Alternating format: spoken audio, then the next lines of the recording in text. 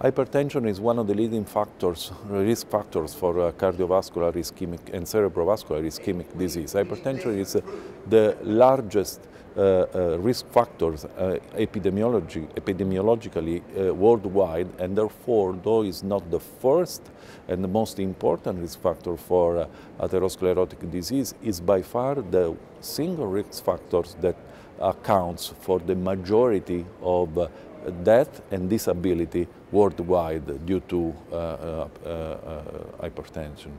Yes, hypertension is a very common disease. It's a disease that is going higher and higher in the older population, so we estimate that 60 or even more % of people over 65 years old have hypertension. So, and more and more we recognize that we need the lower values for hypertension. Of course, the burden of hypertension will increase epidemiologically.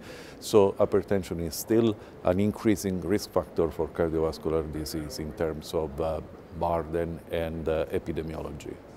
This is the very good problem, the very big problem. We estimate that half of patients, at least in European countries, for instance, are not treated at all. And among patients who are treated, we estimate that no more than 40% are at target. But the target is for now 140/90, and we now recognize that we need maybe lower blood pressure values to get optimal control of hypertension and optimal control of hypertension as a risk factor. So this is going to be a bigger and bigger problem, uncontrolled hypertension.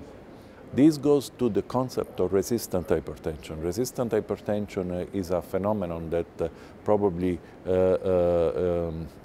takes no more than 10% of the population of hypertensive patients. And by difficult to treat hypertension,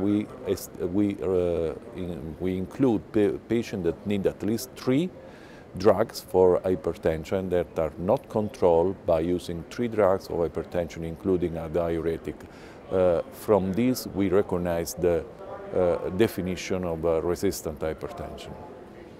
As I was mentioning, this is about 10% of the population. This population carries a very high cardiovascular risk because the expectancy of cardiovascular ischemic and cerebrovascular ischemic events is higher in these patients, of course, because they are not adequately controlled for hypertension. So these patients represent a very high risk of category of subjects among the overall population of hypertensive patients.